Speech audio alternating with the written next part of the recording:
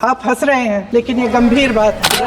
आप भी बैलेट पे चुनाव कर लीजिए, आप भी बैलेट पे चुनाव कर लीजिए। जिस पर आपको हंसी आती है, दूध का दूध पानी का पानी हो जाएगा। आपको तो एक बहाना चाहिए, पूरे परिवार का नाम गिनवा देते हैं। अरे अपनी जिम्मेदारी खुद लीजिए। 11 सालों के लिए तो सत्ता में आप हैं। इतिहास की बात आप करिए, मैं वर्तमान की बात करना चाहती हूँ कि भारत का संविधान संघ का विधान नहीं है। सच्चाई ये है कि आज संविधान बार बार इसलिए कह रहे हैं क्योंकि इस चुनाव में इनको पता चल गया कि इस देश की जनता ही इस संविधान को सुरक्षित रखेगी। कि इस चुनाव में हारते हारते जीतने से इन्हें एहसास हुआ कि ये संविधान बदलने की बात इस देश में नहीं चलेगी। ये देश कायरों के हाथों में ज्यादा देर तक कभी नहीं रहा है।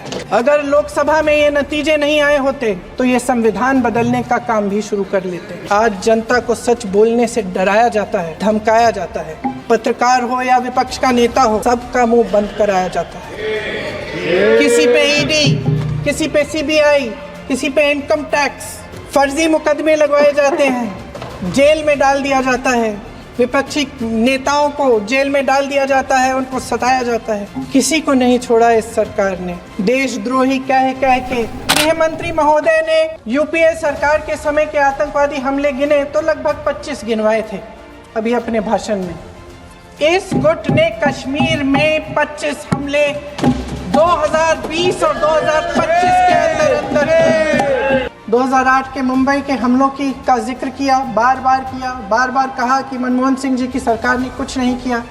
ये तो जानकारी होगी ना कि उसी समय जब वो आतंकवादी हमला चल रहा था तभी उन आतंकवादियों को मार डाला था। एक बचा था और उसको भी फांसी दे दी थी 2012 में।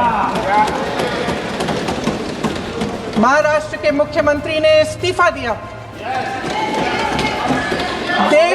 देश के गृह मंत्री ने जिम्मेदारी लेकर इस्तीफा दिया। एक जवाबदेही थी पब्लिक के प्रति, एक जवाबदेही थी इस देश की जनता के प्रति, इस देश की धरती के प्रति। गृह मंत्री जी के कार्य क्षेत्र में आता है इंटेलिजेंस ब्यूरो।